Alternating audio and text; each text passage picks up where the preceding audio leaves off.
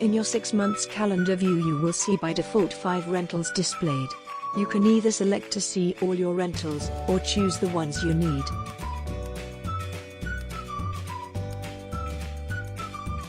To select a different date range, you can choose a different start and end date. Then click Update to load the view.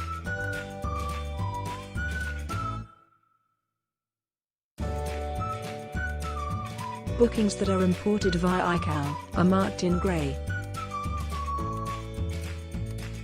Reservations that appear in orange are tentative. Closed periods appear in black.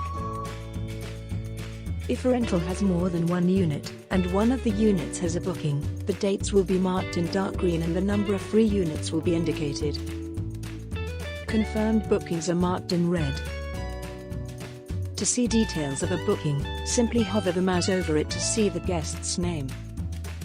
If you have set up a preparation time in your rental, to make sure you have enough time to clean between bookings, the unavailable days will be marked in grey and you will see that it says preparation time in the details.